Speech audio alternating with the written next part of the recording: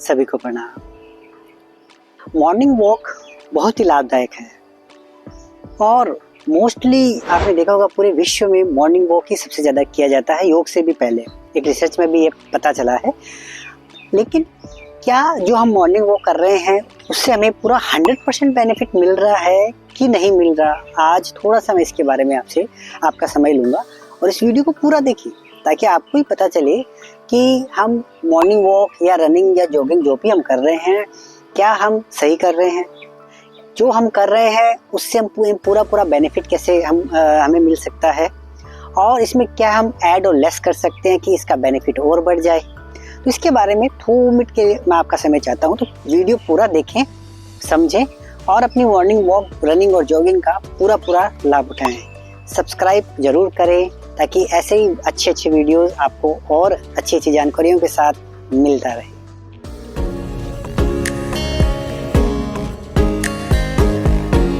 हर चीज़ के कुछ नियम होते हैं, तो मॉर्निंग वॉक के भी कुछ नियम हैं। अगर आप इसको फॉलो करेंगे, मैं आपको कह रहा हूँ डेफिनेटली आपको बहुत अच्छे रिजल्ट इसके अंदर मिलेंगे।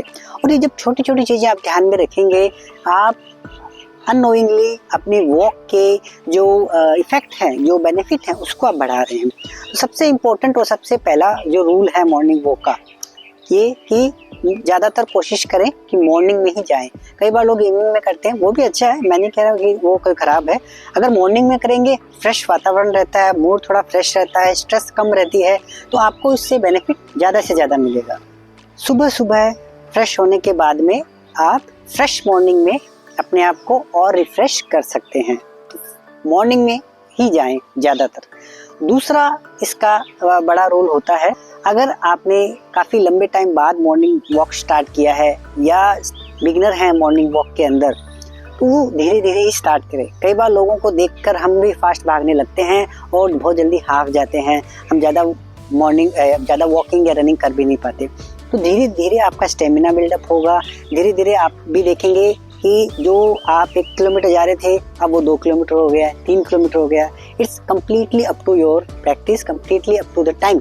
तो अपने आप को थोड़ा टाइम दीजिए, धीरे स्टेमिना जैसे बढ़ता है उस हिसाब से आपकी वॉकिंग और रनिंग जो है इम्प्रूवमेंट में डेफिनेटली आएगी।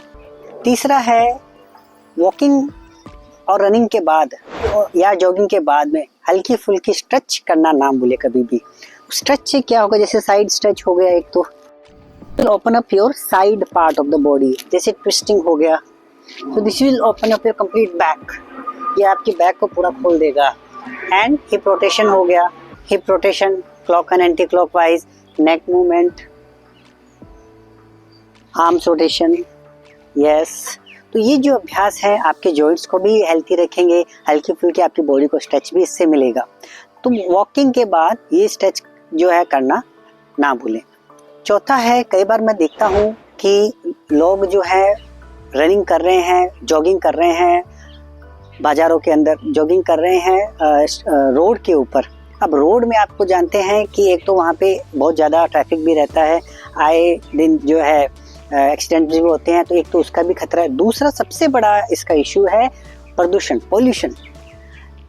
ये आपको जानना चाहिए कि रोड के ऊपर वाहनों की वजह से पोल्यूशन बहुत ज़्यादा मात्रा में रहता है कंपेयर टू द गार्डन। उसकी वजह से जब आप रनिंग कर रहे हैं तो आपकी ब्रीदिंग चढ़ जाती है, ब्रीदिंग ज़्यादा ऊपर चली जाती है और आप डीप ब्रीदिंग ऑटोमेटिक करने लगते हो। तो वो जो पोल्यूशन है अब वो आपके अंदर जा रहा है सारा का सारा और आपके फेफड़ों को गड़बड़ कर रहा है, फेफड़ों को खराब कर रहा है। इस चीज़ को आपको समझना बहुत ज़रूरी है फ्रेंड्स। तो भूल कर भी अगर वाहन बहुत ज़्यादा है रोड पे तो वहाँ पे ना जाएं, वहाँ पे रनिंग ना करें। अदरवाइज क्या होता है कि आप आए थे बेनिफिट के लिए, आपको हो जाएगा नुकसान, क्योंकि आप अननोइंगली आप अपने लंग्स को इफेक्ट कर रहे हो, अननोइंगली आप अपने ब्लड सर्कुलेशन को इफेक्ट कर रहे हो बाय द पोल्यूशन। और पोल्यूशन बहुत बड़ा खतरा है आपकी बॉडी के लिए, तो इस चीज़ को आप जरूर समझिए। चौथा इस रूल है कि क्योंकि आजकल हर जगह पोल्यूशन आ गया है और अभी कुछ ही टाइम में सर्दी आने वाली है, सर्दियों में पोल्यूशन बढ़ जाता है। इस समय जितना हो पाए आप न तो गार्डन पे और न ही रोड पे तो स्पेशली नहीं करना है। गार्डन में भी अगर पोल्यूशन बहुत ज़्यादा है तो वहाँ पे भी वॉकिंग और जॉगिंग के लिए ना जाए।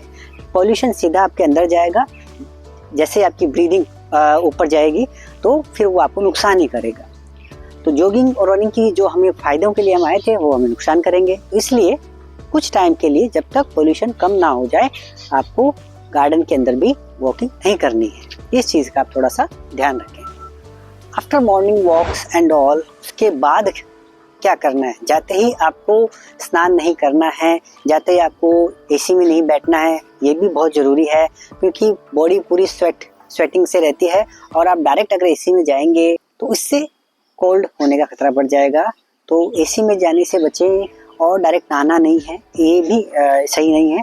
पहले आपको पंखे के नीचे आप बैठ सकते हो, अपने आप को कूल डाउन कीजिए, रिलैक्स कीजिए, एंड देन हो सके तो कम से कम 10 मिनट प्राणायाम जरूर कीजिए, जो आपके माइंड को रिलैक्स करेगा, स्ट्रेस को कम करेगा, जो बहुत ज़रूरी है। और उसके बाद में आप अपने दूसरे जो काम है वो आप कर सकते हैं। रनिंग के दौरान अगर आपको प्यास लगती है, थोड़ा थोड़ा आप पानी पी सकते हैं। That will be normal temperature का जो पानी है, हल्का हल्का आप ले सकते हैं, सिप बाय सिप, ज़्यादा नहीं लेना है।